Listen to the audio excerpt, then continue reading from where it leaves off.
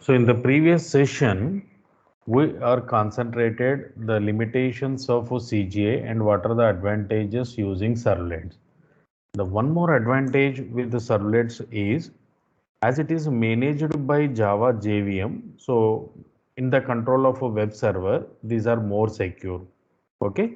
So servlet code is more secure, which is in the control of a web server and JVM. The next important part is servlet lifecycle. Servlet lifecycle. So as you studied in Java, the thread will have a lifecycle, and when you go with applet will have a lifecycle. In the same way, in Java environment, every servlet will also have a lifecycle.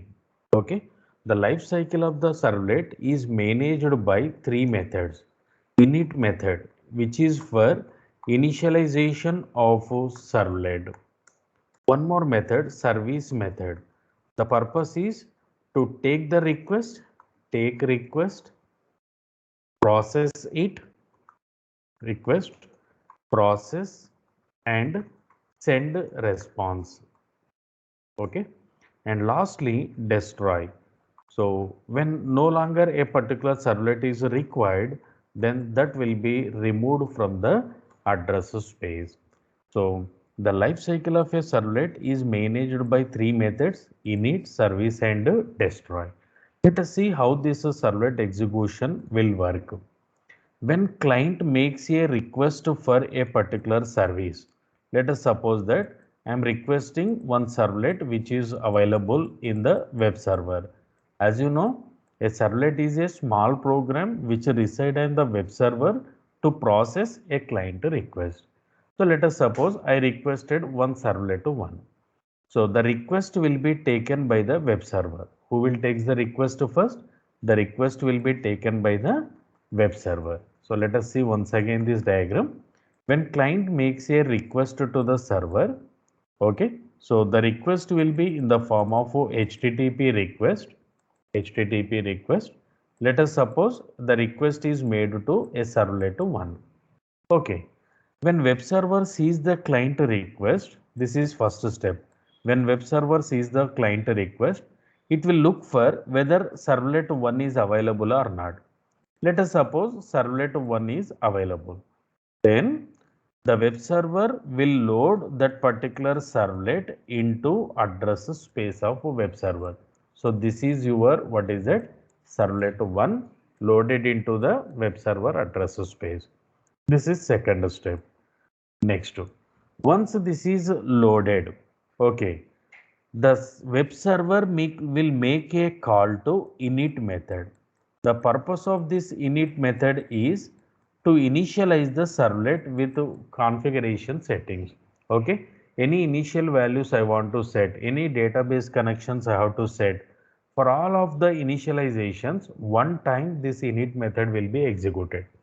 Okay, once initialization is over, my servlet is ready for execution. Okay, to process the request, what it will do? Who will do all these things? My web server only. First, it will call the init method.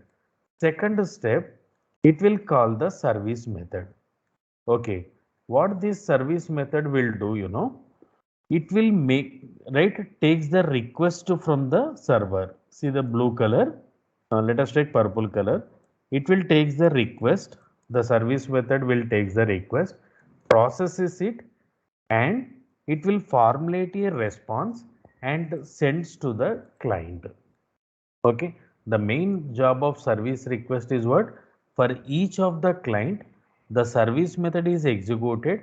It will takes the request, processes it, and sends the response to the client again. Okay, let us suppose another client makes a request. See my brown color context. Let us suppose another client makes a request to the same servlet one. Okay, already this servlet one is available in what? Web server. So there is no need to load again this servlet one into the web server address space. Right? What it will do? It will create a separate thread for the second request. Right? So first thread is created for first request. second thread is created for second request. Means these are the threads T2 and T1. In this thread, the service method will be executed. What this service method is doing? Taking the request, process the request and send a response to the client. Okay. So as the number of requests go on comes to the web server for this particular servlet 1. Okay. A new thread is created in the web server address space. Each thread is executed independently to service each of the client requests. That's why servlets are lightweight. Second thing, any number of client requests you can service. These are more secure because those are running in the web server address space and those are platform independent when they are completely written in Java. A servlet program is written completely in Java. Finally, the third method which is called by the web server is destroy. So why this destroy method is required, that we will see now. Because if a particular servlet, let us suppose that this is the servlet 1 which is no longer required, means no client requests are coming to this servlet 1. If no longer requests are coming means that servlet is unnecessarily available in the address space of the web server. So what we have to do? Java and the web server continuously monitor that particular servlets and removes them from the web server address space. Before removing this servlet, what Java web server will do, okay, if any of the resources available, or let us suppose this servlet is linked with a database connection, this servlet is linked with a printer, okay, if any of the resources are connected, those resources will be released inside the, what is that, destroy method. Okay, so what I am trying to conclude is when a servlet is no longer needed, that will be destroyed, removed from the web server address space.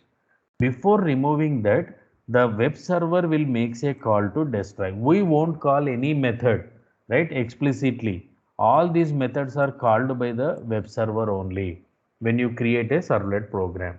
Okay, so when destroy is called, once a particular servlet is no longer useful, first web server will call the destroy method so that all the resources connected to this will be released. Then it will remove that particular servlet from the memory space. Okay.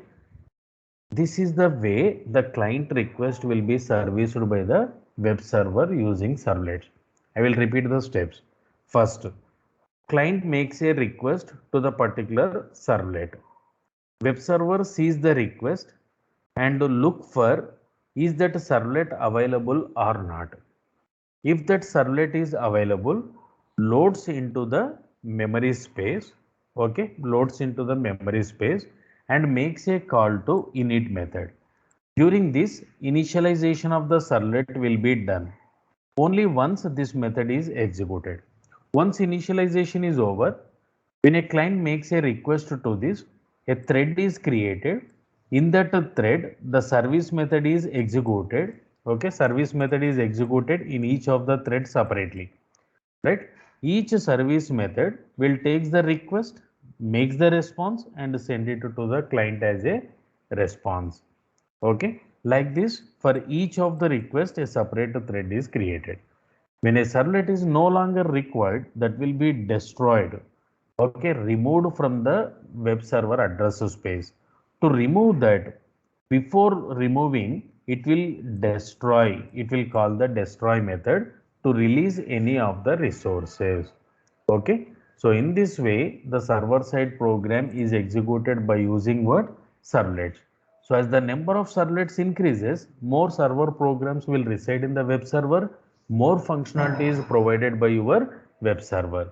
All these servlets are contained in one area that we will call it as servlet container. Okay, servlet container is the one of the program which holds all your servlet programs. The name of the servlet container in Tomcat is Catalina. Catalina is the name of the servlet container. Okay. So what I said finally, Let us take final discussion. First, we will make init. The web server will call the init. Once initialization is over, right, for that particular first client only, service method is executed. For next client onwards, the same service method is repeated any number of times by creating separate thread. Lastly, if no longer that particular service is required, destroy method is called. So all these things are done by the web server in the control of a servlet container. Okay, so this is the life cycle of a servlet.